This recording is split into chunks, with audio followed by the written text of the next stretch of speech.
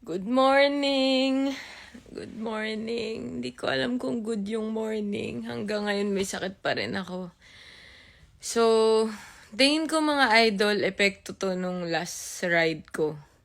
Sobrang init, sobrang traffic. Siguro the whole day na nagra-ride ako. Whole day kasi ako nagra-ride noon, tapos sobrang traffic, sobrang init. Nasimulan ako ng sobrang tirik na tirik yung araw. Plus, sobrang pawis. Pumasok ako sa aircon. Tapos, eto, papakita ko sa inyo. Grabe yun. Grabe yung ride na yun. Feeling ko hindi ko na uulitin yun. Feeling ko hindi... Ayoko na. Hindi ko na talaga gagawin ulit na mag-ride ng tirik na tirik yung araw. Plus, sasabayan pa ng ganong ka-traffic, ganong kalalang traffic. Ang lala talaga. So, ito ako ngayon. Nakahilata.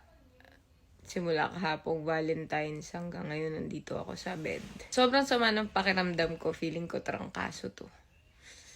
Ito, papakita ko sa inyo kung bakit. Uy, init. Mami ako na nasuot. Kasi mali, napakalimit.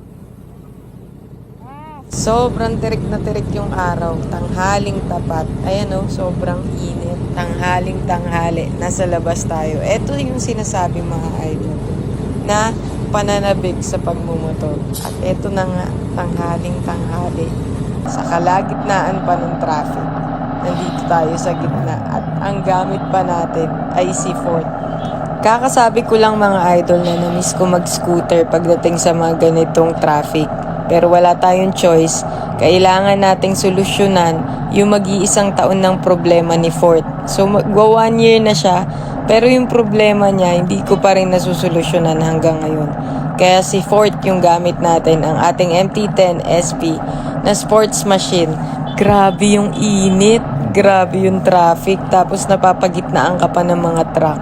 Plus, yung weight pa ng bike, pahinto-hinto. Ano kayang itsura ko mamaya nito?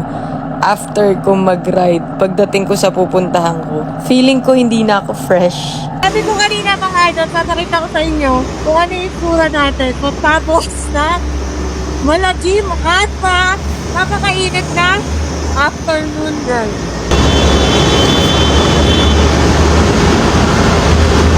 Yung pawis. Ano mo? Oo, ayun na. Oo, yung mga pawis ko. Init. Tapos bagon. Itsura ko. Agad. Agad. Hindi Parang fresh to arrive. long ride. Hindi first to arrive. Ay, eto first na pang stories. Ay, hindi. Sige. Nasa pulahan. Oh, ganda kasi yung damit mo. Nasa Oh. pulahan. Fairness, hindi ako Oo. pawis. Kasi kung normal na t-shirt lang to, sobrang init plus basang-basa na yung damit mo sa loob. Ngayon, hindi siya ganun kapawis, pero nararamdaman ko. At Oo. Mainit. yung pasada. So, absorb lahat mga idol. Yung t-shirt ko, yung pawis natin. Good choice. Maganda to ah. Ganda nung dry glass na to. Anyway, nandito tayo ngayon mga idol sa Carsfoot Makati. Ito, sa Makati lang, along Osmeña Highway para masolusyonan lahat ng problema natin kay Ford. So, abangan nyo mga idol, yung mga ilalabas natin, dami na kasing problema ni Ford. Hindi isang taon na hindi ka natutuloy. Abangan nyo yung vlog natin para kay Ford. At syempre, kung ano yung mga problema niya na nasolusyonan ba talaga ng Carsfoot. Let's go.